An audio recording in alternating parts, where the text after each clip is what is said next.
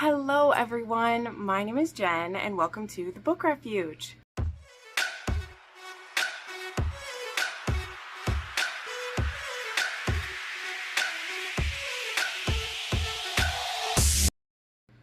Welcome to my recap and review of Outlander Season 7, Episode 5, Singapore.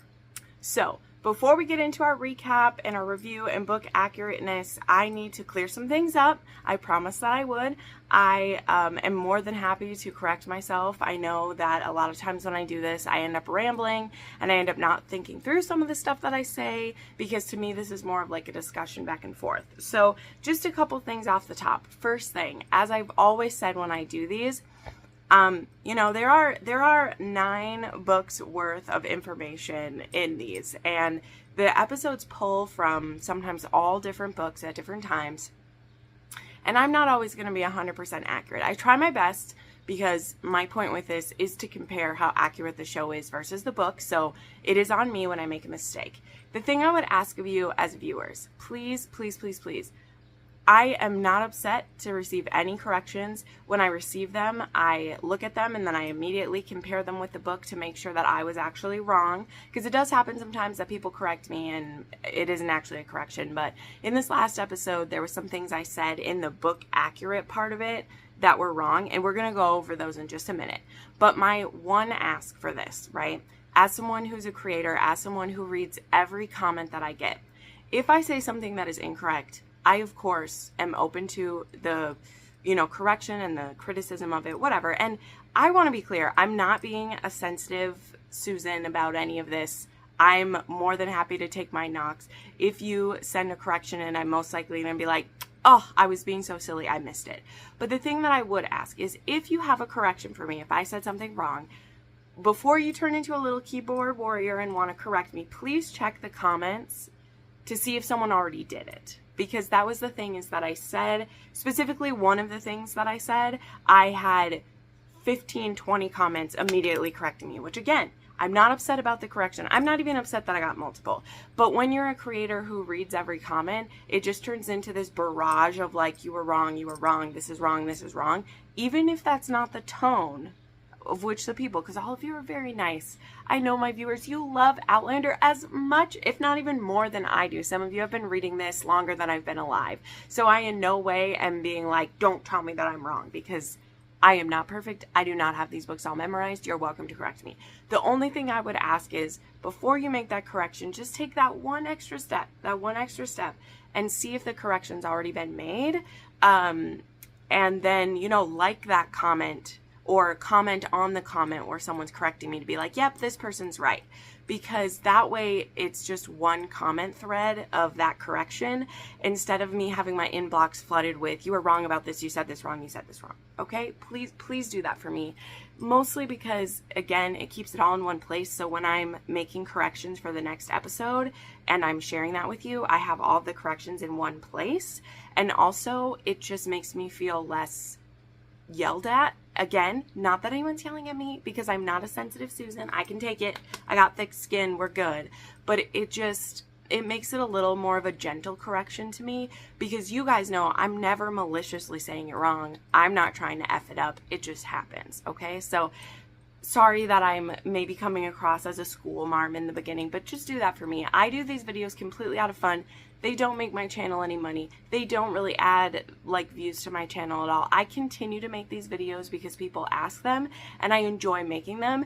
And when I get barraged with corrections and waggy fingers at me, it makes me be like, well, I shouldn't be speaking about this then. Even though that's not true, because everybody deserves to speak about it.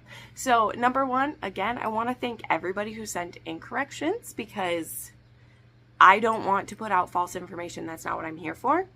It also led me to be more dedicated with the review for this week, and I have some changes to share how I'm doing it a little different this time. So it's all good in the end. So anyway, that was enough of an intro with that, because we have a lot to go into. Now that we've done that, now we're going to talk about what the corrections are that I need to make. And these are the main 3. I'm sure there was other little things, but these were the main 3 that everyone was saying, and we're going to go with these first. So the number one thing that everyone wanted to point out is that in the changes from the book part of it, And again, these are kind of sort of some spoilers that I'm going to mention because that's why I got them wrong, is there's stuff that happens later on. So if you want to skip to the recap part because you don't really care about that, you can go ahead and do that. I have timestamps down below. So I was talking about Percy Beecham, who I talked about how the show hasn't shown any of the Fergus storyline this season at all yet, which may be something that they're completely taking out. I don't know what they'll do with that. Percy is a character we'll see more later on, but when we were first introduced to him in this season anyway, he isn't there to tell Fergus he's his father. He's there to inform him of who he believes his father is, who is the Count Saint-Germain. And Percy is here to say that. And Fergus doesn't really care to find out who his father was. He doesn't care because James Fraser is his father since he was a child, and he doesn't care. So he doesn't care to investigate what this Percival Beecham has to say because he doesn't care who his father is. But, you know, it's an interesting fact. So that was what I said wrong. And I knew that. My brain just is thinking so many things when I do these reviews because I don't edit these or really check it, which I know. That's on me. That's the risk that I run. And then it's open for people to correct me, which again is completely fine. But when I was even watching the review back, I was like, people are going to notice that. But I just left it open. So that was the main one, is this character Percy. He's not Fergus's father. Now, some of the other corrections people made, I'm not going to say those because those weren't pertinent to kind of where I was going. There is something that Percival Beecham means to one of our characters, and that may or may not come up later. So I'm not going to mention that correction that people were making because I did know that. I just purposely didn't mention it because it wasn't pertinent to what I was talking about. So anyway, another one was the man with William when the the fire ship scene happens is his cousin, Adam. And Adam is one of his cousins from what I saw and what people were telling me. He has a lot of relatives, so let's just say that. And there's a whole bunch of his relatives that haven't even been brought up yet at all, so we don't need to go into the family tree with that. But the show, that's really the only one that we've been introduced to at all, is Adam is the character in the book that he's with, and that seems to be who the show said, but then we didn't do anything with that besides him being there with him when the fire ship scene happens. That's all that happened. And then the third one was, and this one is confusing for me because the way that the show has said this is like so different from the books that it's weird to me. But in the show, both Bree and Ian knew who Willie is before they meet him in person. Bree gets told, I think back in season 4, like when Bree comes back in time, Jamie tells her about her brother, like pretty soon on in the show, like she finds out about him. So when she sees him in that scene in the show, like she fully knows who he is. And then also in the show, in just like the episode or two before, after the fire, Ian finds a picture of Willie and gives it to Jamie, and Jamie is like, do you know who this is? And he's like, well, he looks a lot like you. I kind of figured it out. So like he knows as well when he meets him. And so when he finds out that he is William Ransom, he's like, yeah, you're my cousin, you know, like he knows this stuff. So in the books though,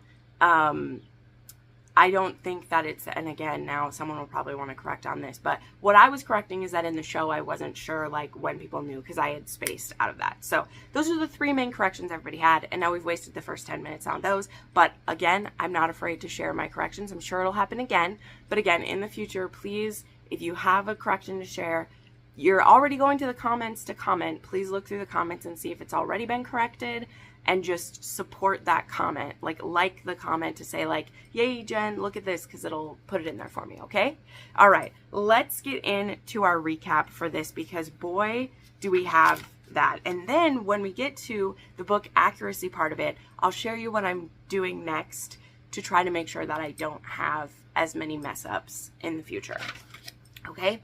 Okay, so we have, sorry, I have a lot of pages of notes for this one. I took a lot of notes for this one.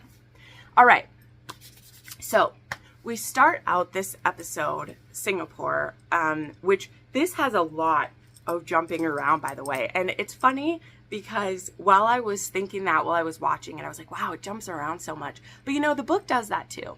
If you are a book reader, you know that by the time we get into, I mean, it's not even this book first, all the way back with like, really with book 4, we really start hopping POVs a lot more, especially like book 5, 6, 7, we are really jumping between POVs. So that is something that's not new to like readers of the book, but it definitely feels even a little more hoppy. Like, how are we like jumping from scene to scene when we are seeing it on the show? You can definitely like feel more of that like jumping aroundness. I don't know another way to call it. So we start with the beginning with Bree finding Jem and Mandy leaving the graveyard, and she's asking why they're there, and they say they go there to talk to Granda, and he made a little, I think it's called a cairn is what it's called, so that they could talk to Jamie. And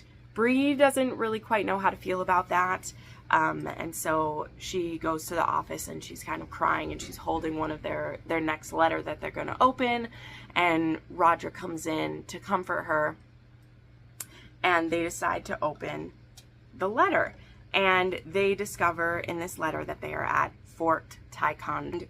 Bree and Roger are a bit nervous about why they are there. So then we switch to, and this I actually really like, because this works perfectly, because Claire is reading the letter and is kind of like voicing over what's happening at the fort, and we find out that the men that Jamie brought with him are called the Fraser's Regulars, which Jamie gets a little bit of a kick out that they're called that, and then we have Bree and Roger, like, if we don't want to, we know there are a lot, because they know that Fort Ticonderoga will fall at some point. And the thing that I think is a little weird is that Bree says, Daddy took me there once. We'll come back to that later. But I think we were forgetting what parts of history that Bree was studying. Because they were going to look in a history book, and then they're like, maybe it's best if we don't know. And so they hold off on that. And then we have some butting heads happening with Jamie and some of the officers there. I didn't write down everyone's names for this because I don't really care, but there's the one snooty Frenchman there anyway, who is kind of shrugging off Jamie's concerns about a weakness on one side of the fort, and they're saying they're going to be coming from the water. No man is going to try to like climb up in through there, or will they be coming from the water? I'm not sure. We won't correct that. But either way, there's this one spot. That's the point. There's this one spot where Jamie's like, if a goat can get up there, a man can get up there, and he can drag a gun with him. And they're like, well, I can't drag cannons with, blah, blah, blah. So they are being bitchy about that and not listening to Jamie. And Jamie's getting pretty frustrated about it. And I don't know if I wrote that anywhere. Let me see. Before I jump ahead, because this one jumped around so much, it was difficult. Okay, yeah, we aren't there yet. So anyway, that scene happens. We see Jamie with the other officers and leaders, and they ain't listening to him, and it's a bit frustrating. All right, so then we see Denny, Rachel, and Willie, and they're discussing pacifists, because the Quakers are pacifists, and there's some back and forth going on about that, the discussion between the difference between violence and justice. Should you kill a man who has already murdered? And Willie is saying that's justice, and they're saying that's up to the Lord to give justice. I'll keep my own thoughts about that to myself as a true crime lover. But we're having this discussion. It's all in good nature for it to be. They have went the wrong way, apparently, and they run into a man who offers them shelter for the night. There is some nasty rat stew that they happen to be sharing, which is disgusting. And then Rachel has to leave, and her and Willie are doing a little bit of flirting back and forth. Then we jump to Roger and Bree. It's going to be her first day of work. There's a little bit of flirty flirt in the kitchen. He says you should bring your hard hat home with you. I might be in need of an inspection. Some cute little flirty flirts going on. And then Bree goes to her first day of work. And we meet Rob Cameron, who leads one of the crews there, and he's supposed to show her one of the sites that they're going to be working on, and she just willy-nilly hands over her keys to them and then gets locked in a tunnel. Okay, she gets locked in a tunnel. And as she's making her way out, she runs into this area that has a buzzing, and there's this distortion in this tunnel, and she sees that the exit is on the other side of it. And so she makes a run for it. Everything seems to be okay. She stays in the same time. But that is definitely something that we'll put a pin in, because it's very interesting to find one of these ley line spots right here. So she makes it out of there. Then we switch back to Fort Ticonderoga, and we have Ian getting a job, and he's being asked to deliver a message to either I missed who it was within it, but it's someone who's staying with the Indians. In fact, the very tribe that he had been in when everything happened in his life, where Emily and his friends and his Indian family live. And he's very kind of distressed about this. He tries to get out of this job, and he's like, you can't. Like, you're the one to do it. You signed up to be the envoy for this. You need to do it. So before he goes on this journey, he talks to Claire about what could have been causing the death of his babies with Emily. And this is the discussion right from the book. And he asks, you know, why he wasn't able to give her a baby, but she has a baby with someone else. Like, he knows that she had a child with someone else. And Claire says, like, many women lose babies. Sometimes there's a stillbirth, sometimes there's a miscarriage. It's not something that's talked about often, but it happens, and there's every chance that you will be able to have a child with a different woman, that there's something about you and Emily that just didn't work, which is tragic, but no one's fault.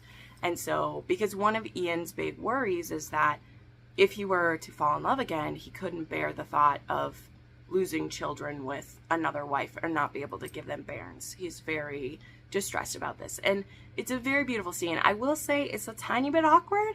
Like, I don't know what it was. Like, a little bit of that scene is a little bit awkward. I don't know what I was reading into it. It's still a very beautiful scene. I don't know. But I am, like, recapping and reviewing what I see as well. And for how strong the acting has been, like, so far in this series, maybe it's just that it was a weird conversation to be happening or whatever.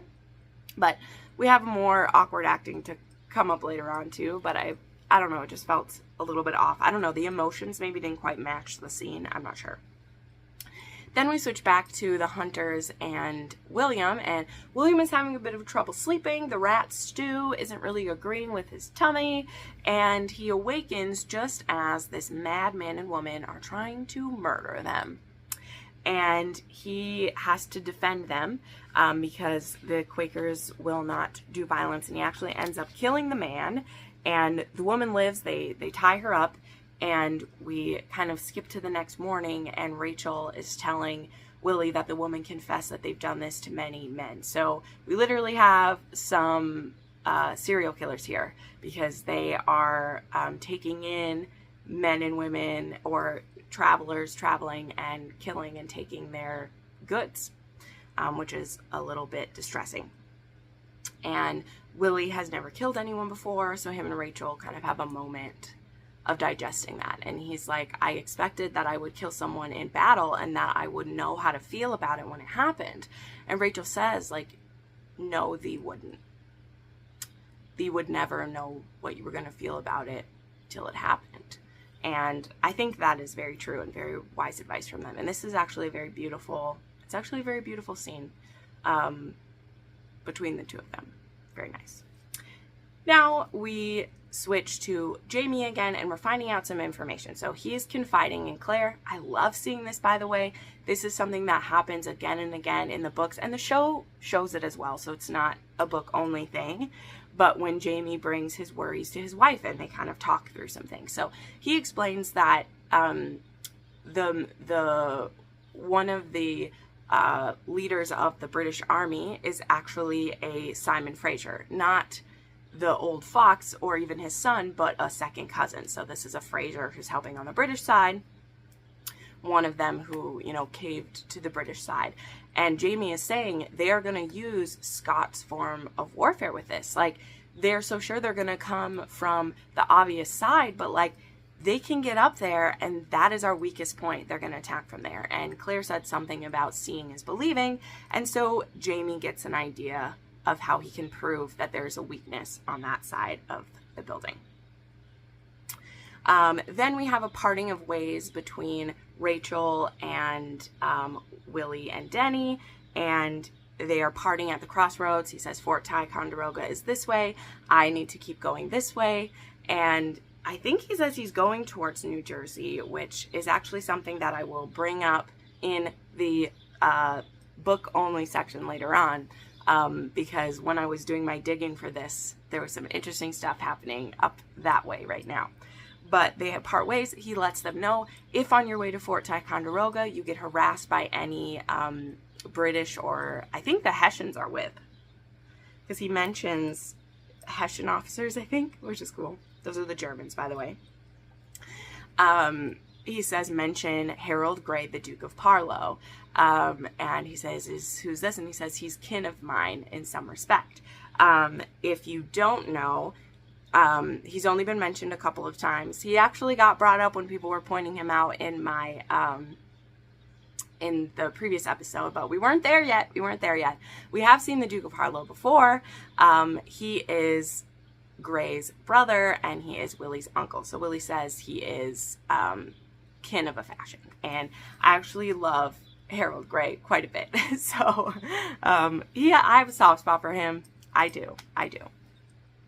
So now we have a very emotional and beautiful scene with Ian and Emily. So he runs into Emily and he's discussing what he needs. And we find out that not only does she have a son, but she has a daughter. And the son is the child of Ian's spirit, as it were. He does have some red hair on him, and definitely has an interesting look about him, we shall say.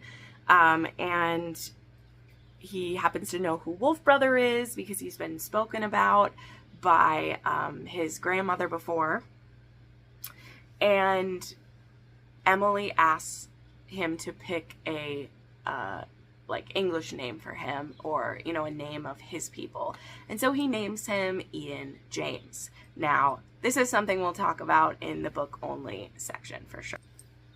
Now we go to Roger, who is there when Jemmy gets home from school, and he sees that Jemmy is trying to hide from him, and so he goes down to speak to him. And I actually just want to pause and say that Roger is really working the dad bod and the lumber sexual vibe, and I'm here for it. The man has been in plaids all the time, and he looks good, okay? I'm just saying the 1980s agree with him. Okay, he's looking good, okay? I like it. Anyway, Jemmy admits to him that he got in trouble in school because he was speaking in Gaelic, and he got belted on his hands for doing so. Roger is quite upset about that and says, I'm not upset with you. We will discuss this later. Then we go to Claire, who is meeting Denny Hunter, and boy, was I so excited. I love this relationship, okay? I love that Claire is finally going to meet a surgeon / doctor who is like willing to listen to the way that she does things, and he's actually been to medical school. He's not just an army surgeon who goes about hacking limbs. And right away we get put in a scenario where there is an amputation that needs to take place, and Denzel points out the fact to the guy who's like the head of the doctors there, who has a stick up his ass and doesn't like that Claire is a woman and that she actually knows shit, and she does these weird things like boil his instruments. Oh my gosh, she can't even stand it. He wants to just do a below the knee amputation because the wound is like on the man's foot. But Denny points out that there is like infection going up the leg, and it's possible that if they were to cut it below the knee, there would still be infection above the knee and we could still lose him. And so they need to do a mid-femoral amputation, which means, if you don't know, just in case, it's between the hip and the knee instead. You would do it like halfway between. And so they end up doing this. They don't show this amputation, which, I mean, I'm fine with. I'm really okay with it. Don't need to see it. but they definitely find some kindred spirit in each other. And I can't wait to see what more we see of this relationship. I was very, very happy. I love the hunters so much. Then we have Jamie doing his demonstration. He sent some of his men up to that hill to prove that not only can they be there, but their weapons can hit the fort. And now it freaks everyone out. It really pisses off the officer because he's like, you embarrassed me. And Jamie's like, I mean, I can almost feel the steam coming from his ears, because it's also the fact of like, you're worried about being embarrassed, not about the fact that I just proved that this will happen. And you're worried about how you look. And he's like, that is a bad leader. Like, that's not said, but it's very much implied. And so the dude just slaps him down and is like, you are a disgrace. And if you disobey me again, you're going to be in trouble. And the only reason you're not is because I need every single man to be ready to defend us. Then we have Ian and Rachel seeing each other for the first time. Some flirting going on between them. And Ian saying that he will make sure to take care of them. And saying that I'll be seeing you around, which I just love it. I love it. All right. Then we have Bree. First she's having dinner with the kids and she's trying to put on a good face with them. But then when her and Roger have some time alone, she shares that they were so mean to me. And Roger gives her a really good buck up talk. He's like, I bet it's horrible. They're sexist assholes. But imagine how your mother felt when she was the only woman in a medical class. You know, like, there always has to be the first woman to do something, or else it'll never happen. And so he's like, you got to stick it out. Then he gives her a beautiful gift. This is sweet. All this is great. And then Mandy is screaming, and she comes in and Jem is like, I didn't do anything. She said she saw someone. I didn't see anything, but she was screaming. And Mandy says, oh, it's the Nuclavy again. And so they're like, oh, she's just scared. But this time, which I forgot to mention this, Roger says, I saw some food wrappers on the property earlier. Let me go and see. And so he goes outside, which doesn't even take a weapon with him. I'm like, come on, Roger. But we can tell that someone is watching them. And maybe, just maybe, almost definitely, it isn't just in their children's imaginations. Then the next morning, wait. Nope, I lied. Then we go back to Fort Ticonderoga, and there is an attack being planned, and we need to evacuate everyone because there is 8,000 men who are going to be attacking, and that is like twice what they have. They have a lot of civilians who are at this fort, and so they need to evacuate. Then we go to Bree, and she is on a mission. So she goes to this pub downtown, shows up, and she makes a thing of like, I will get you all fired if you do this again, because I'm here to help, not to be an issue. And Rob Cameron is like, fair enough. And they have a drink together. So we'll see how that relationship progresses for everyone. Then we are evacuating Fort Ticonderoga, and Claire has to make the tough decision. She leaves some laudanum with Walter, the man who they had amputated, because she's like, you guys won't be able to come. You can't move yet with your leg. Take this. They will have mercy on you. You will be a prisoner of war. And she tells him not to take too much, but it definitely seems a bit daunting. And, you know, if he were to take that whole bottle of laudanum, you know, maybe it would save him from a scarier situation than we're in. So they're fleeing in boats. That's happening. And then the very last scene is Bree actually going to the graveyard, to the little cairn that the kids have made, and filling Jamie in on what's been happening in their lives. And then we fade to black there. So that is my recap of this episode. So let us say what my rating is for this based on my enjoyment level and an adaptation level with this one.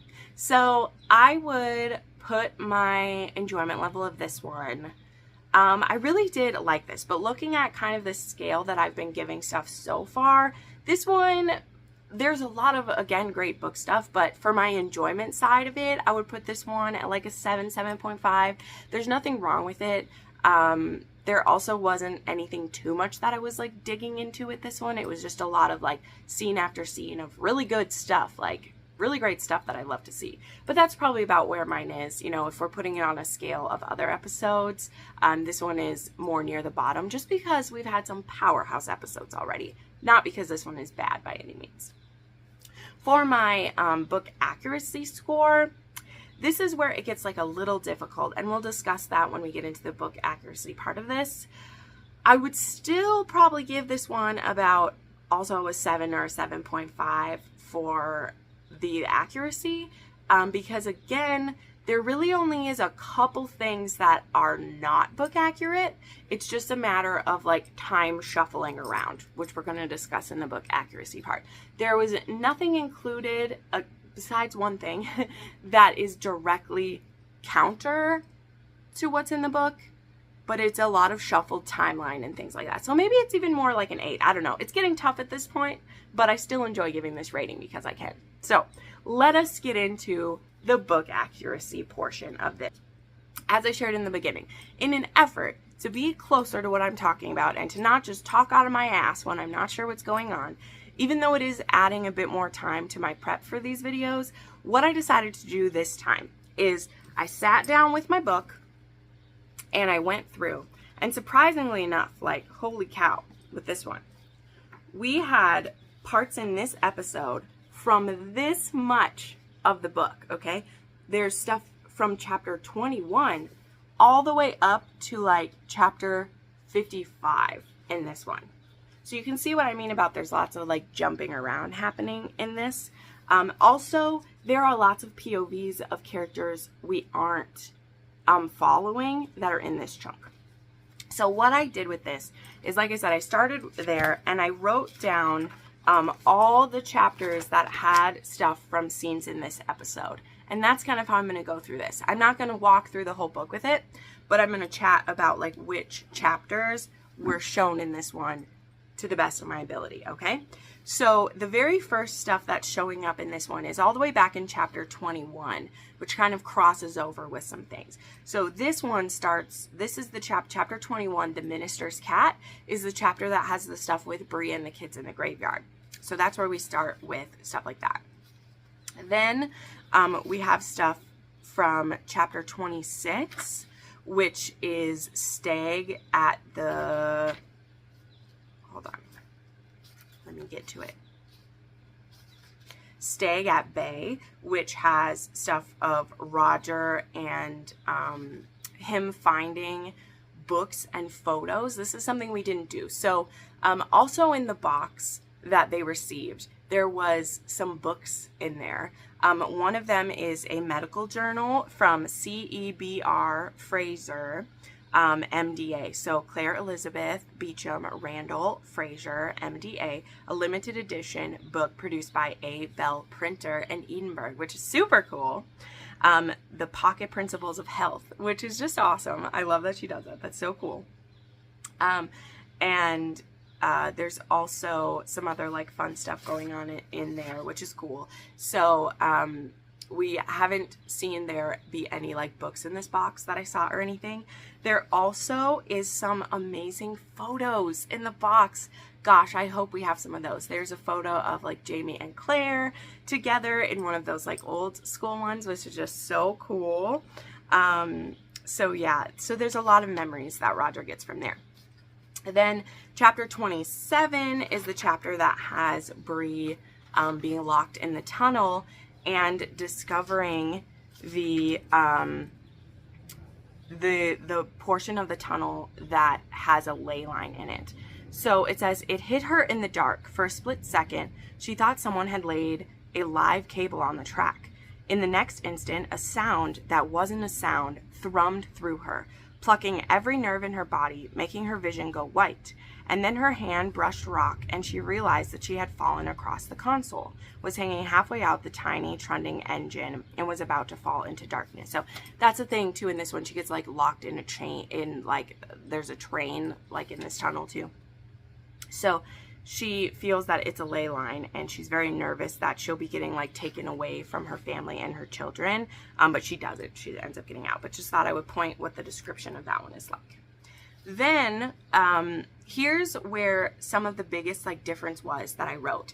So stuff that happens in chapters 36, 37, and 38, and 39 is all of the stuff that had to do with Willie falling down and getting hurt and the hunters, and Ian and the hunters.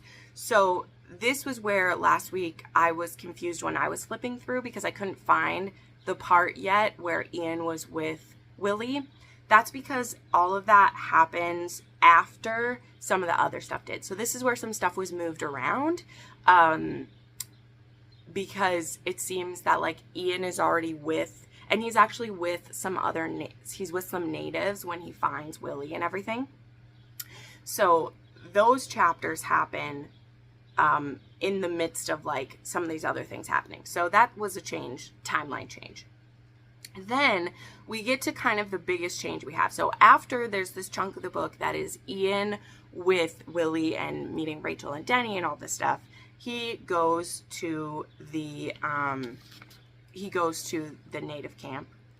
Let me find this chapter here. And this is where there was a pretty big change from the book. I mean, not a huge change, I guess. So he ends up with the natives, and he gets his talk with Emily, and he gets asked to name the daughter, not immediately the boy. He gets asked to name the daughter, and we don't find out what the name is that he gives the daughter, because this is what it says here. Hold on. Okay, so she says, "This is my second daughter. Will you choose her name?" He was moved and touched Emily's hand very lightly before taking the cradle board onto his knee and looking searchingly into the tiny face. She could not have given him greater honor. This permanent mark of the feeling she had once held for him still might hold for him. But as he looked at the little girl, she regarded him with round, serious eyes. Taking in the new manifestation of her personal landscape, a conviction took root in him. He didn't question it. It was simply there and undeniable. So we don't find out what the name is. But he gives a blessing. He says, "I will bless your children with the blessing of the bride of Michael. But this one is mine to name." So he doesn't name the child. He doesn't name the daughter. He names the boy. And he doesn't name the boy Ian James, although I'm sure the shows thought that was a really cute thing to do. He names the boy Swiftest of Lizards. So he doesn't give him an English name or a Christian name, whatever we want to call it. He gives him a Mohawk name, the Swiftest of Lizards.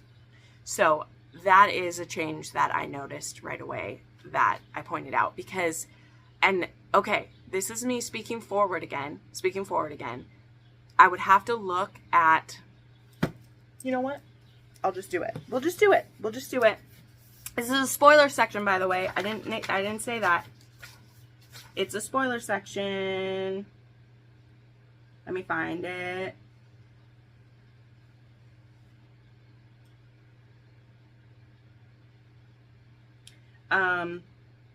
Yeah, Ian doesn't have a son named Ian James.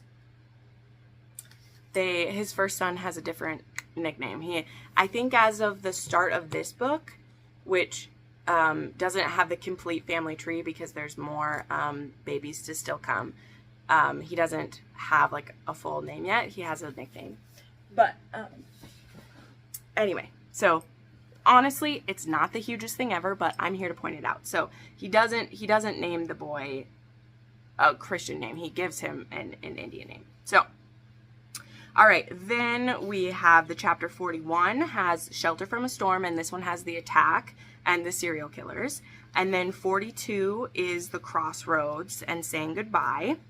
Then there is 43, which actually goes into, we're now in part 5 of the book. And this is when Rachel and Denny meet Claire, and there's letters to the kids about what's happening in Fort Ticonderoga. There's also a scene where Willie runs into some people now, and they're looking for in search of someone called Ian Murray, which is who Willie had met. So yeah, we have chapter 43, and then we have chapter 44, which is called Friends. And this one is in June 2nd, 1777. And this is Claire and Denny having that interaction with the surgery. And it's actually much more dramatic in the book. Like, the bad surgeon is literally going to try amputating this guy's leg, and they have to like hold him back. And there's going to be like insubordination charges against Denny and Claire for taking this on how they want.